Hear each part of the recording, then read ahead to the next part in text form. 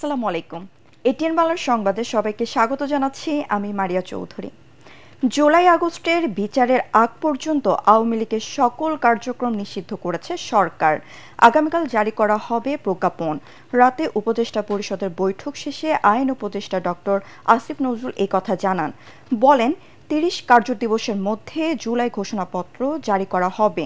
এছাড়া আন্তর্জাতিক অপরাধ ট্রাইব্যুনাল আইনের সংশোধনে অনুমোদন দেওয়া হয়েছে। ফলে এখন থেকে আন্তর্জাতিক অপরাধ ট্রাইব্যুনাল রাজনৈতিক দল তার অঙ্গ সংগঠন বা সমর্থক গোষ্ঠীকে শাস্তি দিতে পারবে। উপদেষ্টা পরিষদের বৈঠকে আন্তর্জাতিক অপরাধ ট্রাইব্যুনালে বাংলাদেশের আওয়ামী লীগ ও তার নেতাদের বিচার কার্য সম্পন্ন না হওয়া পর্যন্ত দেশের নিরাপত্তা ও সার্বভৌমত্ব রক্ষা, জুলাই আন্দোলনের নেতাকর্মীদের নিরাপত্তা এবং আন্তর্জাতিক অপরাধ ট্রাইব্যুনালের বাদী ও সাক্ষীদের সুরক্ষার জন্য সন্ত্রাস বিরোধী আইনের অধীনে সাইবার স্পেস সহ আওয়ামী লীগের যাবতীয় কার্যক্রম নিষিদ্ধ করার সিদ্ধান্ত গ্রহণ করা হয়েছে।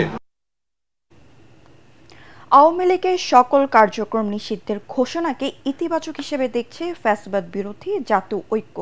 তবে অবিলম্বে জুলাই ঘোষণাপত্র ও নির্বাচনের আগে বিচারের সুনির্দিষ্ট রোডম্যাপের দাবিও জানান।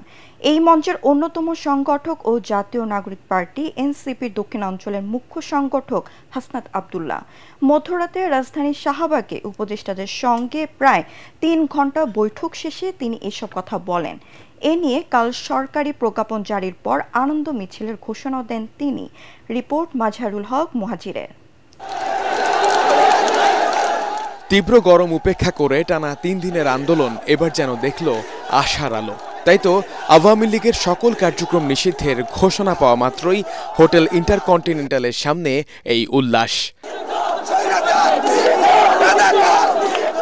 যদিও আওয়ামী লীগকে দল হিসেবে নিষিদ্ধ ও জুলাই গণহত্যার বিচার না হওয়া পর্যন্ত রাজপথে থাকার ঘোষণা ছাত্র জনতার।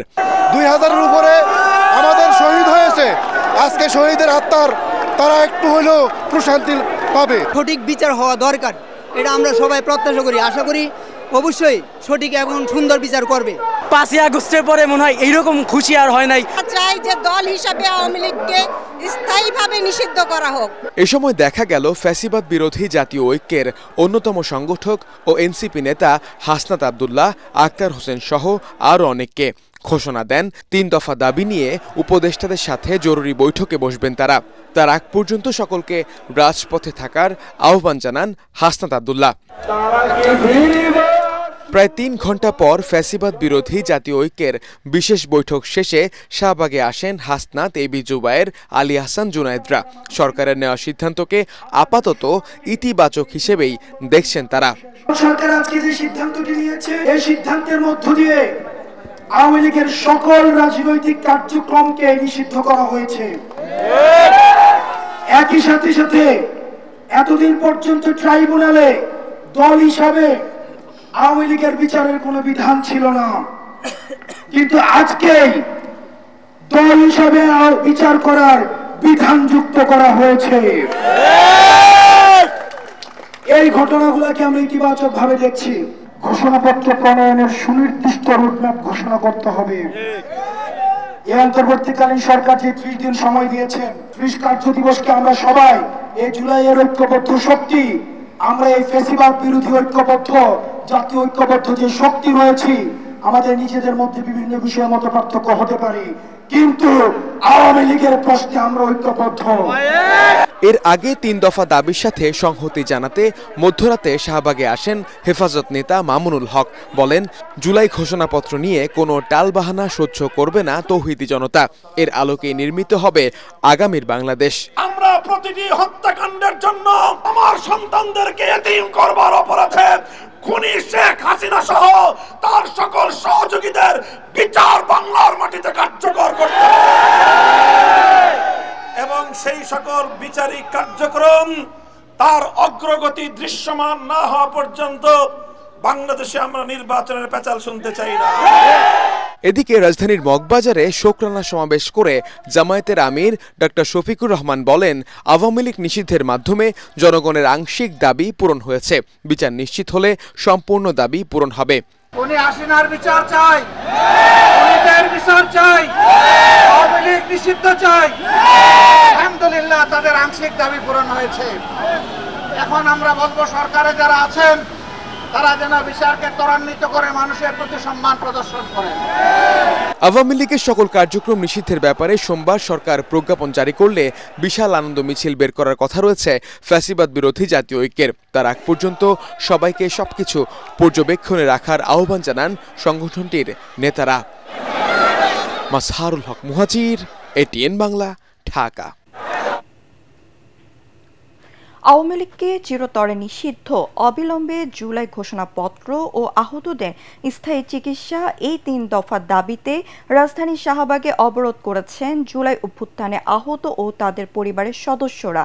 এতে বন্ধ হয়ে গেছে শাহবাগ মোড় দিয়ে যান চলাচল। আন্দোলনকারীরা বলছেন সারা দেশ থেকে আহতরা আসতে শুরু করেছেন।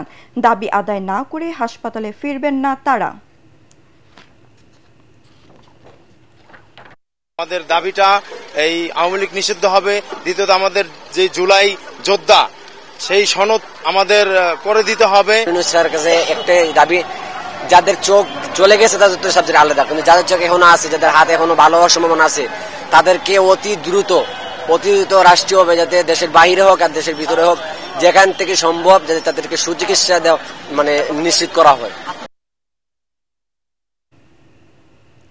বৌদ্ধ সম্প্রদায়ের প্রধান ধর্মীয় উৎসব শুভ বৌদ্ধ পূর্ণিমা আজ।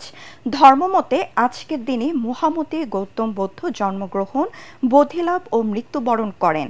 তাই দিনটি বৌদ্ধ ধর্মাবলম্বীদের কাছে অত্যন্ত পবিত্র ও তাৎপর্যপূর্ণ। দিবসটি উপলক্ষে দেশের সব বৌদ্ধ ধর্মাবলম্বীদের শুভেচ্ছা জানিয়েছেন প্রধান উপদেষ্টা অধ্যাপক মোহাম্মদ ইউনুস। আজ দিনটি সরকারি ছুটি। এদিনের শুরুতে শান্তি শোভাযাত্রা, বৌদ্ধ মঠ এবং মন্দিরগুলোতে দিনব্যাপী প্রদীপ প্রজ্বলন, পূজা ও প্রার্থনার আয়োজন করেছে বুদ্ধের আদর্শ অনুসারী বৌদ্ধ সম্প্রদায়। এ উপলক্ষে রাজধানী সহ দেশ জুড়ে বৌদ্ধ বিহারগুলোতে বৌদ্ধ পূজা, প্রদীপ প্রজ্বলন, শান্তি শোভাযাত্রা, ধর্মীয় আলোচনা সভা, প্রভাত ফেরি, সমবেত প্রার্থনা, আলোচনা সভা ও বৌদ্ধ পূজা হচ্ছে।